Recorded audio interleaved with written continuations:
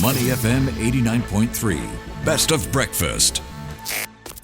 Companies to watch. All right, welcome to Companies to Watch. Emaad Akhtar joined by Dan Kyo. Hot or not, Emaad? It's that time of the day. Companies to watch. Well, for today's Stock in Focus, I've got one company that you guys have been talking about all morning. Before we get into the details, when was the last time you watched a movie in the cinema? 3 to 4 years ago, at least. What was the last movie you watched? I don't remember the last movie, but I remember the very first, or one of the very first movies I watched back in the day, 8 Mile. Remember about the American rapper featuring Eminem? And I watched that Vaguely. at Cathay Cineplexes. That was your first? One of the first. Oh, one of the first.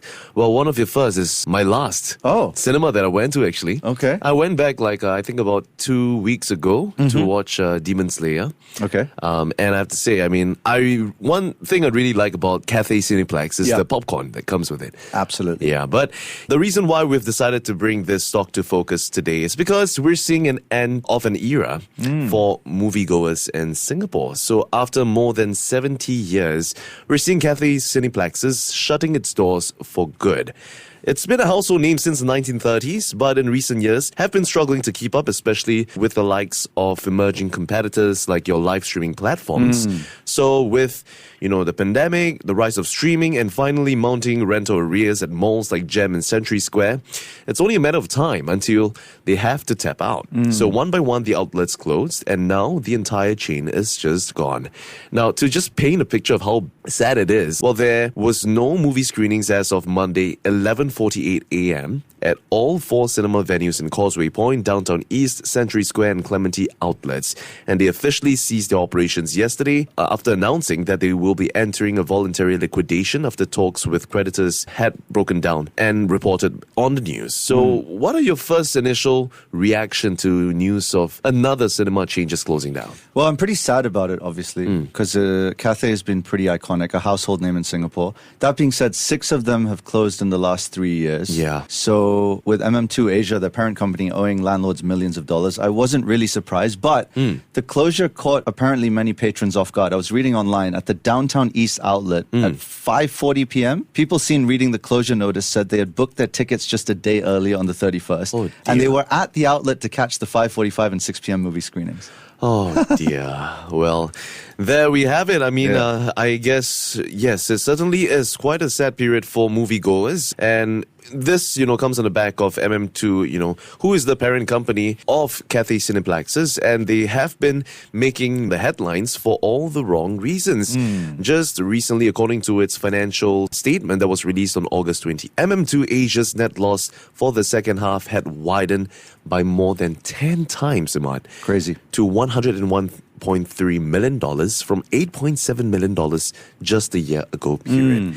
So it comes despite a 21% increase in revenue for the 6 months to $79.7 million from $65.9. But, the company did point to heavy losses from its cinema operations, fewer projects in the concert and event, as well as cinema business that were completed during the period. So a sluggish demand that we're seeing and a sluggish performance within the cinema space. And in a bid to stay afloat, MM2 tried to raise funds through a share placement and even asked to push back repayment of a $54 million bond by 6 years.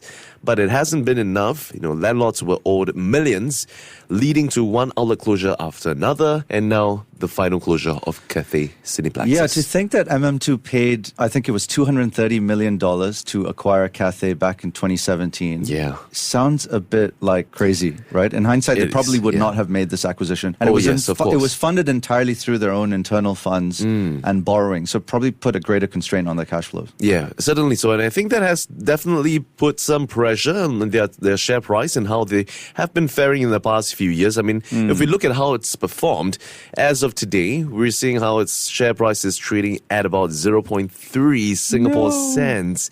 That's down 25% after news of, the closure of Cathay Cineplexes was announced.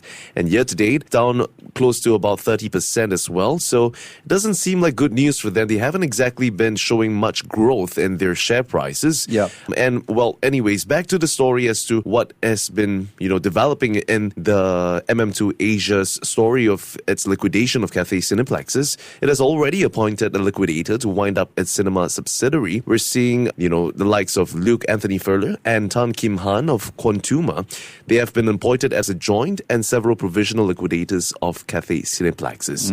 So the cinema chain owes rent and other money to 7 creditors, mainly landlords where they operate. So we're seeing familiar names from the likes of Fraser's Centrepoint Trust and Lendlease Global Commercial REIT. In fact, just to recap, Cathay Cineplexes, they've received millions in payment demands from these landlords of its outlets over rental arrears and other monies owed. And it came alongside a string of multiple cinema outlet closures, with its gem outlet shuttering back in March, West Mall outlet winding down in February.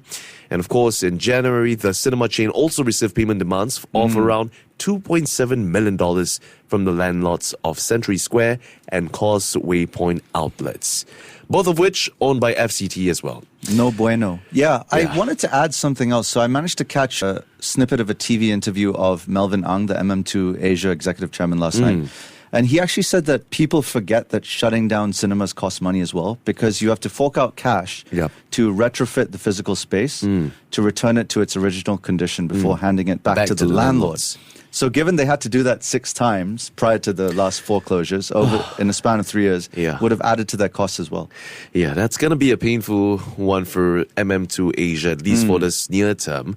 And it does seem like, a lot of it boils back down to a lack of demand within the cinema space. And I think a lack of goers, especially now that we're seeing a lot of streaming platforms just emerging, right? That's right. So I guess, even if you look at, these days, I have a lot of my friends, they would rather wait for the movies to be released on, say, for example, Netflix, then have to pay maybe about $10 to $15 for a ticket. But at the end of the day, there will be the other end of the party that say that perhaps, the experience is the one thing that counts, that's worth paying for.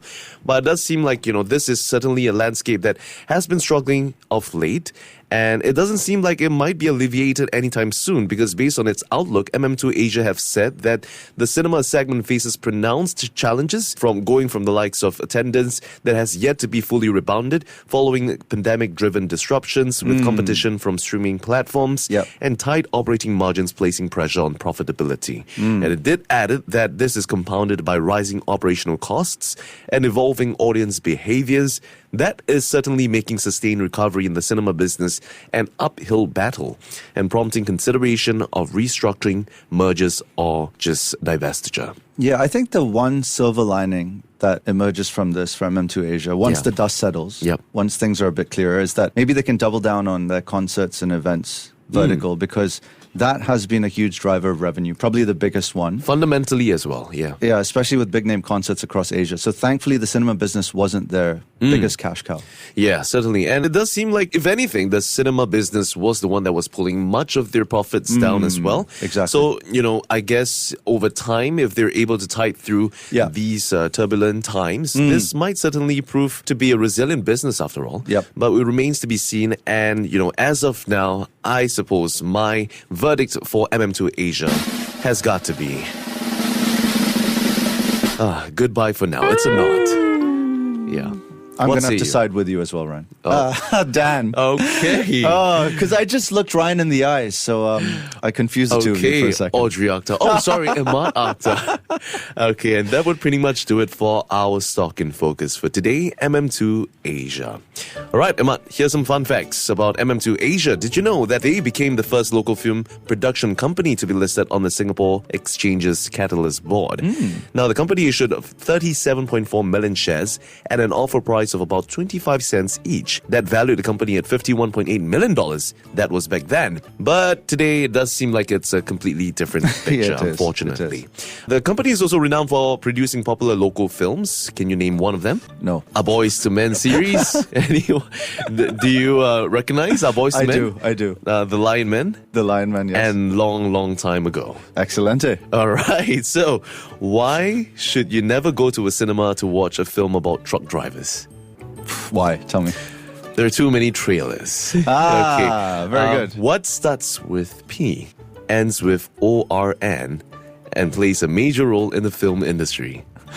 I don't know. Popcorn. Oh, very nice, Dan. Very nice. Yeah, and that's all we have for MM2 Asia. Before acting on the information on Money FM, please consider if it's suitable for your own investment objectives, financial situation, and risk tolerance.